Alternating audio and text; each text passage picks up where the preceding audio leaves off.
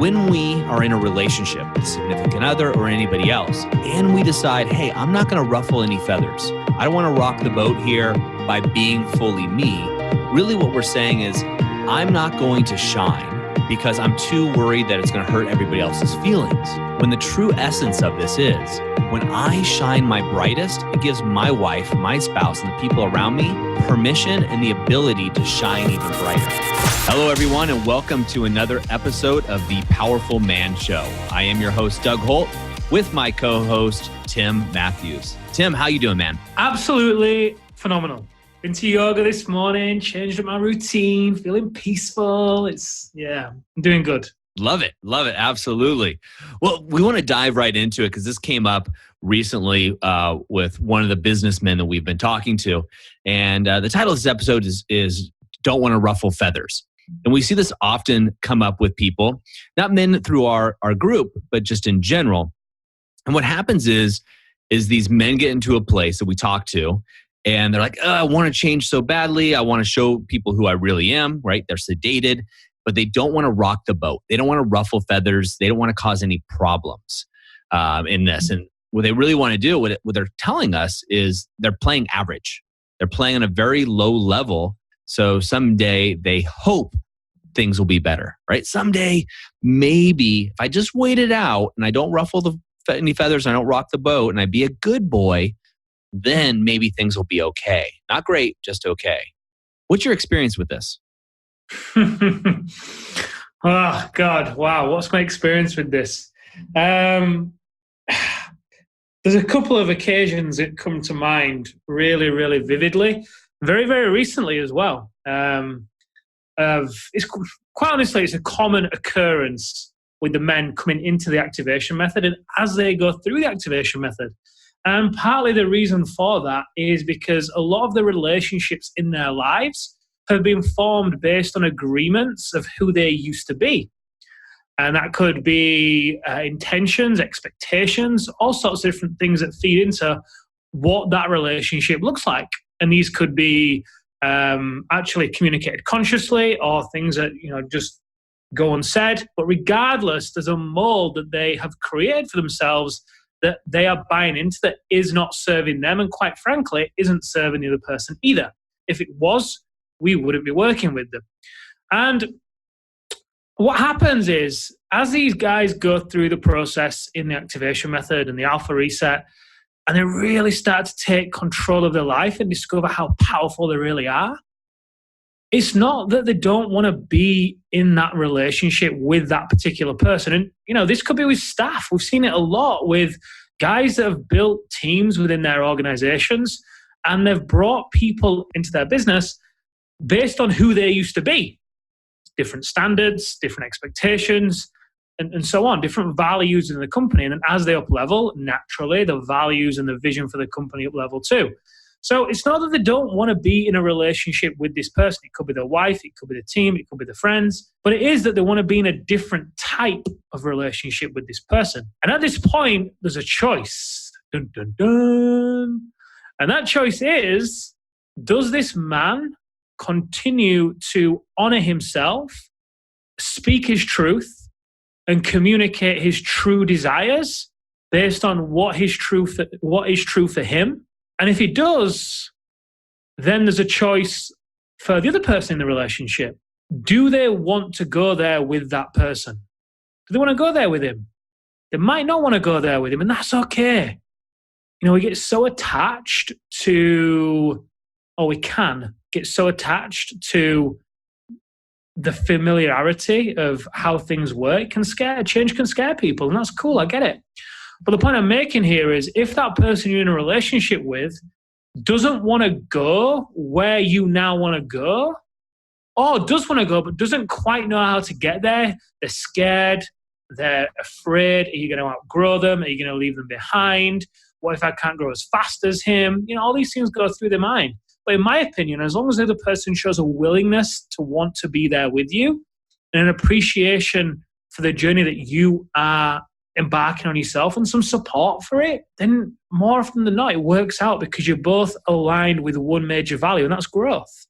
And obviously love for one another and for yourselves as well. Because ultimately, if you choose in that moment to not speak your truth about what your new standard is in the relationship, what do you think is going to happen? Do you really think that relationship is going to be able to grow and thrive? That relationship is going to be worse off than before you even came to realize the new standard that you desired, because now you've seen something new. You can't go back. You can't unsee it. So now you're living a lie. And you either start to resent the other person or you start to resent yourself. Either way, the energy in the relationship changes.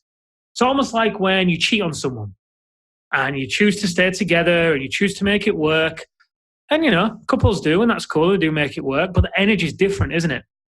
And the only person that you're cheating on in this instance is yourself. Well, in actual fact, you're also cheating your kids and your family too, because no one's ever going to get the best of you unless you're getting the best of yourself. It's just as simple as that. So, as you were telling me, Doug, before the show, the title of the show and the topic, I was like, oh, this is such a great one, because I see it time and time and time again. It really can make or break you.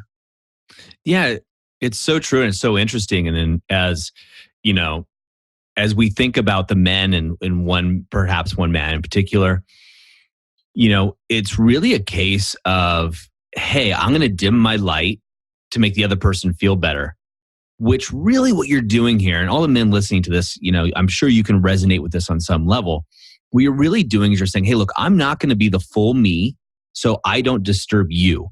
And what you're really doing in that case is, one, is you're doing what I call the warm up for life. Like, you're not playing in life. Like, you're waiting for life to happen at some distant future and hoping that'll be okay. Not great, just okay. But you're also having a relationship with somebody that you're trying to protect, or you don't want to ruffle feathers and you're trying to, make everything okay.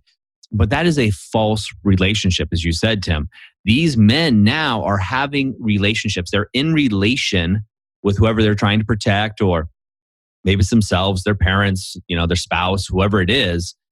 But it's a fake relationship, right? You're now having a relationship with that person's representative. The representative, the person that's representing this fake ideal of the way that they think the other person wants them to behave, right? If I act this way in this social situation, then I'll be accepted and loved. And a lot of us have gone through those phases of our lives. And if we're being honest with ourselves, right? We do this often. Maybe you go to a work party and you're just a little bit different than you would be hanging out with the guys, or hanging out with your spouse, or when you see your parents or your in-laws, or whatever it may be. Do you actually put on an altered persona in those situations? Now, to this point, right? Don't ruffle any feathers. And we're talking specifically in an intimate relationship where the man has decided to make a change, and he's opened his eyes, as you said. You can't unsee that. But then he found out that his spouse is scared. His spouse is going through a fear paradigm. Remember, there's two ways to build the biggest building in your town. One is you can build it up and keep building, and other people can help you, and maybe you can help their buildings. The second way is to burn everybody else's building down. And oftentimes that's what's happening. And so what these guys decide to do, and those men that are listening to this right now, try this on as a possibility, because I've certainly done it myself in the past, is we dim our lights, we dumb ourselves down to be in relation, to not rock the boat or ruffle feathers. But what ends up happening is now we have a relationship with those people that we're trying not to disturb, but it's a fake relationship. It's built on a false premise. It's like a foundation of quicksand, because we're not being our true selves. Now, they may like our fake self, but it's not us. So they're not really fully enjoying the essence of who we are. Therefore, and if we're going to keep having a relationship with them, we have to keep faking it and pretending, which is only going to, as you said, cause us to resent ourselves, resent them, or both of us, which then inevitably it leads to a failed relationship, more cheating, or cheating in general, because you are going to be pulled to your true essence, and that's just going to cause problems. Yeah. As you were talking, Doug, I was thinking, there's no way it can end well. There just isn't. If you deny your truth within your relationship, there's no way it can end well. Someone's going to sacrifice. And that doesn't feel good. It just doesn't feel good. It's going to come out in some way, in some form, at some time, and it's going to be way worse than if you just, communicate. That's all it is. It's a conversation. This is a crazy thing. It's a conversation, but we often tell ourselves so many stories. And, Doug, on the last episode, you did a great exercise around writing the story down and highlighting actual facts. And we often have so many emotions and stories entangled within what it is that we want that it just creates this mess. And it just builds up, and we just almost paralyze ourselves from being able to have the simplest of conversations. Now, I can remember a couple of years ago, Amelia and I were going through a period when we were growing. And, I had it in my head that if she didn't want to grow in the way that I wanted to grow, then this wasn't going to work and blah, blah, blah. And the reality was that, she had the same value as me, which was growth. She just wanted to grow in her own way. And she was going to still support me in my own growth. And we could still have conversations about certain, about meaningful things to us and our relationship and our personal lives. And we were still on the same path, we still wanted the same things. But like I say, she just wanted to grow in a different way, and that's okay. She didn't want to listen to audiobooks. She didn't want to read books. That's not how she likes to learn. She wanted to go to events. She wanted to learn about things that she loved to learn about. She wanted to do things her way. Which, sometimes one of the things that I did, and I see a lot of men do, is if they don't want to grow, it's almost like we have the conversation, but we make it so black and white that, look, I'm going over there. I need you to support me. If you don't want what I want, then that's it. It's just not going to work. But there's also, a different conversation that gets to happen in that instance. Now, I know that, Doug, you've got an amazing marriage with Erin. You guys have been together a lot longer than obviously Amelia and I, and you've got Bodhi and whatnot. So I'd love to know, how would you handle this situation? Oh, wow. Great question. So let me talk about how I would handle it now and how the old me handled it in the past. I think that's beneficial. It's not like you and I just, arrived here, right? This is a journey for all of us that are, and I'm still on this journey as you are. So how I would handle those situations now is, and again, I'm going to give the credit to my wife. And you're going to hear me say this a lot in this podcast. And she doesn't listen to the podcast. At least I don't think she does. But so I'm giving this not to get props, but the truth. And the truth is she says something often. It's not this or that. And her statement that she would repeat to me time after time and time again, which we now it's a mantra within our home, is I don't live in the world of or, I live in the world of and. What else is possible here? And so when her and I get into that conflict, Tim, of, hey, I want you to grow. I want you to grow. I want you to go to this seminar, or, we're going to have a problem. No, it's and, right? What else is there? What else is possible here? And so we're able to come to kind of outside the box thinking, right? When you look at it, when there's one thing, when there's one choice, you don't have a choice, right? It's one directive, one path that you have to take. There's no choice there. When there's two, that's called the dilemma, right? If it's this or that, that's a dilemma between two things. Again, not really a choice, it's a dilemma. There are always three options. And this is the way that we've operated our marriage and our life for, the past 4 or 5 years. And it's really opened up the door to conversations, opened the door to ways of being. Obviously, we have an amazing lifestyle. We're running companies. I'm coaching. In a little bit, we'll be going to another retreat that we're hosting. It's going to be absolutely phenomenal. And how do I then also support my wife, right? How do I get to support her? And that's the and then. What else is possible? And what else can we come up with? When we use that what else is possible, then all of a sudden your mind starts expanding and opening up to other realms of belief and other realms of possibility.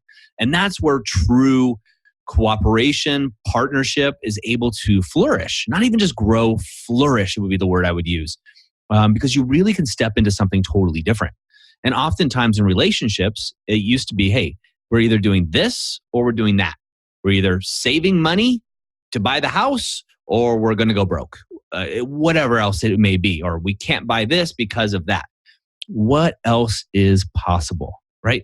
And that opens you up to a whole different realms of thinking, and to use an overused term, outside the box thinking within your relationships. Hey guys, I had to interrupt this show because I want to talk to you about a case study we put together. It's only 11 minutes, and what we do is we go over and show you how almost 300 men have taken control of their life, have already 4x'd their business revenue, and are having more connected and intimate sex with their partner using the activation method. And they're doing all of this without burning down their relationships and without suffering and sacrificing their health. We want you to have this too. So go over to thepowerfulman.com/11, the number 11, 11, and get this right now. It's only 11 minutes, and it's going to show you exactly how these men have done it. All right, let's get back to the episode. Now, backtracking, right? Early on in my relationships, not just with Aaron, just early on in relationships, I would often do what I call dim my light to make other people feel better. So in the case of you and Amelia, right, what you're talking about, or in the case of the, one of the gentlemen coming through, I wouldn't want to ruffle feathers, and I would do this in business too, Tim. So I would go into a business situation, and if I knew a lot more than the business owner did, going in as a consultant, and I knew they felt insecure about that, what I would do is play dumber. Right? I would make fun of myself, use self-deprecating humor, and really put myself down and put them up to make them feel better, right? And the idea I would do this behind was to protect them. It wasn't to sell them something or anything else. I really had an innate desire to protect people, and I still do today. And one of the ways I would do that, though, is I would lower myself. I would do this in athletics. I do this all over the place. Lower myself to let other people shine. Right? I've been doing this all since I was a child. It went in well into my 30s, early 30s, before I really made this shift. And what I realized is someone told me, again, my wife, and this is before we got married, she said, you know what you're doing here is you're enabling people. By playing small, by playing average, by not playing all out, you are making it okay for them not to grow. You are enabling, you are preventing their growth and their expansion. And when I let that sink in, Tim, that hit me like a ton of bricks. I mean, I was like, wow. At first I resisted it, but then when I really stopped and thought about it for a while and thought about a situation that happened to me at the time, where I was actually working with an employee, and the employee's confidence was really low, right? They were a star, but they were really low. So I just be like, hey, it's not your fault. And, really, I make mistakes all the time. And I was going through this whole thing and finding myself there. And what I was doing was giving them permission to not play full out. Now, when I stopped doing that, when I started just going full out, just letting me be me, letting my intelligence, my light shine, all the things that I'm great at, what happened, Tim, was the people around me, it gave them permission to go even further, to shine even brighter. It did not make them feel bad. Some people, it made them feel bad maybe for a little bit, but some people it inspired. Some people it actually gave them permission to raise the bar in their own life, right? And we talk about this internally with our organization, the Powerful Man Movement. We're out there changing men's lives. And we're like, we had this internally with our whole executive team. We said, geez, guys, where do we want to be 2 years from now? How many men do we really want to impact? And who do we get to become today to make that happen? When we did that, the bar raised, right? What else is possible for us to be able to serve men at a higher level? Now, fast track, take this all the way back to what we're talking about originally within relationships. So when we are in a relationship with a significant other or anybody else, and we decide, hey, I'm not going to ruffle any feathers. I don't want to rock the boat here, cause any drama or what have you by being fully me. Really what we're saying is, I'm not going to shine because I'm too worried that it's going to hurt everybody else's feelings. When the true essence of this is when I shine my brightest, it gives my wife, my spouse, and the people around me permission and the ability to shine even brighter. When I'm in the presence of somebody that is at their essence, just killing it, they're doing everything in life. They're radiating love. Even when I'm down, and we dip, we all do, right? Everybody listening to this goes through ups and downs, and I don't care who you are, you do. right? But when I go down and I'm around somebody who's shining brightly, what does that do to me? That lifts me up. That raises me. It doesn't make me feel like there's huge disparity and, oh my gosh, I'm not there. No, no, no, no. It raises the bar. And so by lowering ourselves, by going average, by not ruffling the feathers, by not having that conversation, which you know you need to have, and you know which conversation, everybody listening here, you know which one I'm talking about. There's a conversation that you need to be having. By not having that conversation, really what you're doing is keeping those people around you down. You're letting them down. By not playing full out, you're giving them permission to play small and not grow themselves. By growing yourself, by having those conversations, by living in a world of possibility, about really going after who you really are and letting really your colors shine, who you are really shine, you're giving them permission to do the same. And that's a true gift in a relationship. That is unconditional love. Wow. I was hoping that wasn't going to end. I felt like I could talk forever, but I just got kind of possessed by that topic because I'm so passionate about it. Yeah, I loved it. So here's a question. Here's probably the final question. How do you do that? How do you let your life shine? How do you let your light shine so bright without then getting into saving the other person? Great question. And another one that took me a while to understand. So let's use you and I as an example. We're in a relationship, right? For example, maybe this is a bad example, so maybe I should back up here. but let's just use my wife, right, and I, which is probably going to get me in more trouble. But if I'm going, hey, look, I'm going to shine. Like I'm going to be all of me. Now you know me, I'm quirky. I like to make jokes all the time. I'll take a serious situation and make it a joke. I like to laugh and I like to make people laugh. That's who I am. And in business situations, for example, that's not always called for, theoretically. Although when I do it, I actually get closer to the people that I'm doing business with on a personal level, which makes I do business with them longer. But in a relationship, if I'm saying, oh, I got to save my wife, what I'm really saying is there's something wrong with her, right? If I have to save her, then there's something wrong with her. And if I'm saying there's something wrong with her, I'm really being a pretentious asshole at this point. I'm saying I'm better than you. You need help. I know what the answer is for you. You should just listen to me. That's really what that person's saying at that point, which is bullshit. Total and complete bullshit. That is your ego talking to you. How do you know? How do you know what that person needs? How do you know what's better for them? They are on their own path, their own journey, right? I'm sure they can look at you and say, you know what? Here are 10 things that you can do right now to improve. We all can, right? We all can.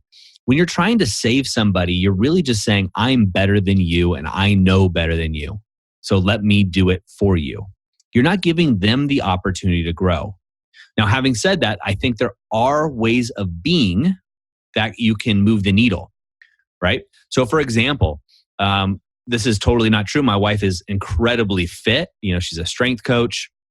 She's a life coach, among other things. But if she was not healthy, the first thing I would do instead of saying, let me save you, you're going to the gym, you're going to eat healthy. No, I show her by example.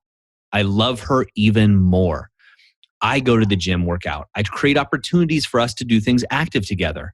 I cook healthy meals without saying anything about it. I eat healthy. I show her the path through my example, not through trying to change her and not through my words. She will step in line when she's ready, if she feels that's the right thing to do. When you're trying to save somebody, it's your ego telling you, I can do better than you. You need my help. And that just, when it comes there, that is a place not of love, right? Love, unconditional true love is I love you no matter what.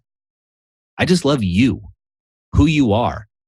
And if you say that and there's a but, really you should change, well, you're not loving them for who they are. You're not. You're lying. You're loving them for who you want them to be, not for who they are. And when you're in that state, you're missing out on who they are. I don't care what it is. You're out of the present. You're putting yourself into the future and you're missing this moment right now, the only one you have with that person. So the choice is yours. What do you want to do? Do you want to save them? Or do you want to stop feeding your ego, look at your own shit, clean up your side of the street before you start looking at everybody else's side of the street, and live by example and live with passion?